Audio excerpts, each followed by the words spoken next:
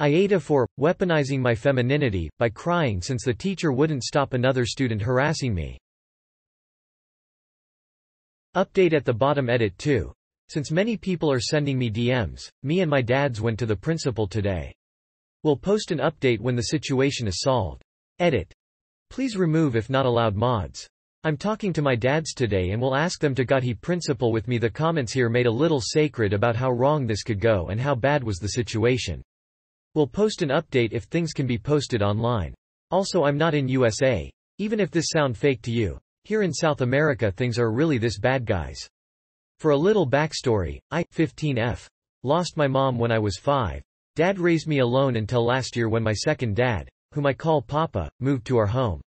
Now we are a happy family of 4, me, 2 dads and dog. I'm not ashamed of my family, so I never hid it. I'm not really popular at school, so I just really told my friends and it was all good. Until about 2 months ago a boy I'll call Duncan, 15 meters, found out.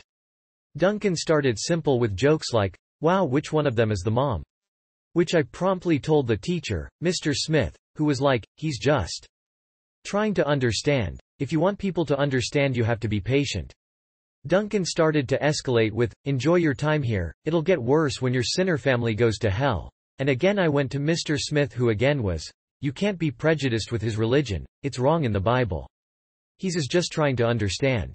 In my country every class has only one responsible teacher, so I couldn't go to another, by the way. I have many examples, but this paints the picture. After 2 months of that I realized that if I wanted him to stop I had to do it myself. So when he started with his homophobic shit at the cafeteria I started to remember the saddest thing I could. All movies where the dog dies. All the sad romance movies. Mufasa's death. The Fox and the Hound. It didn't take long for the waterworks to come. I started to bawl. Ugly sobbing while basically screaming at him, asking why he said I would go to hell, why he hated me and my dads. Just making a huge scene. Duncan started to stutter and plead, trying to make me go to class with him and talk to the teacher. Wonder why. I just cried louder and flinched when he tried to pull me away. The scene was so huge that we ended up at the principal's office. Ms. Yates listened to both sides and she was pissed at Mr. Smith. She let me tell the whole story even when Mr. Smith tried to interrupt me to defend Duncan. At the end Duncan got a 5-day suspension and the principal told me to go directly to her if anything like that happens again. When we left the office Mr. Smith stopped me and told me, "I hope you're happy. You put a permanent mark on a good boy's record because you decided to weaponize your femininity instead of being a little understanding." He tried to make me apologize to Duncan, but I told him I would go right back to the principal's office if he did, and he dropped it. Then later Duncan's friends started messaging me accusing me of acting like Amber Heard and ruining a boy's life just because I can. I didn't tell my parents yet because they are always afraid I'll suffer because they choose to love each other and I'll not bring anything I can handle to worry them. I don't feel like I'm wrong, but with Mr. Smith's warning and Duncan's friends I'm starting to doubt. So AITA? Final edit and update. Mods told me to update here, so the post is quite long, sorry. First I'd like to thank you guys for opening my eyes to how bad the situation was and how it could get worse, and how I was hurting my dads by not letting them protect me like I want to protect them. Now to the update. Sunday I sat my dads down and told them everything. I was crying a bit in the end since while telling them I realized how heavy it felt to be carrying all this. Sunday was the first time I saw the angry side of Adam. We'll just use names since the nickname I use in my language clash with English. Not at me like but at Mr. Smith. He saw red, but the first thing was reassure me I was not in trouble and would never be for fighting against bullies.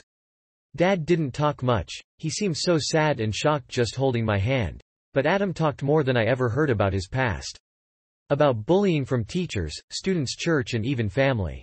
He told me about how cruel the world can be to who is different, how people will try to silence me and minimize my anger and my suffering and to never back down, that I will always have my family behind me.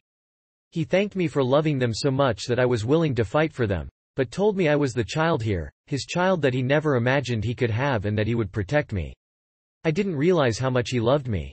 I knew he liked me, he is my family, but I felt just as loved as when Dad tells me he loves me. It was a very nice and warm feeling. Adam and Dad went to school with me on Monday, straight to Ms. Yates' office and told her everything. About the texts, I had them all on my WhatsApp, about Mr. Smith, and I explained the bullying in more details. Their conversation was long, and after I gave all the info I could, I was asked to leave to class while they talked and only knew the result when I came back home. My dads gave Ms. Yates two choices. She removes Mr. Smith from teaching and do a seminar with the teachers about bullying and LGBT causes that my dads are willing to pay for. Or they remove me from the school, sue the school and go to the local newspaper with the story. She chose the first option but asked for a month to find another teacher. Meanwhile, she will monitor my class closely and Mr. Smith won't be allowed to penalize my grades like some you guys feared. Apparently Adam has a bit more experience dealing with this shit than I knew. But he also explained to me about privilege and that talking worked so well this time because this is a private school that worries about money and reputation and we have enough money to fight, pay for a lawyer and sue. He told me that many of children from public schools, like his childhood, have to suffer in silence because they don't have the support we got this time. So, nothing really extraordinary, it all went like many of you guys predicted. Duncan will keep being my classmate but at least Mr. Smith won't bully any more of us, he was the real asshole in the situation. Also my papa is awesome and a badass.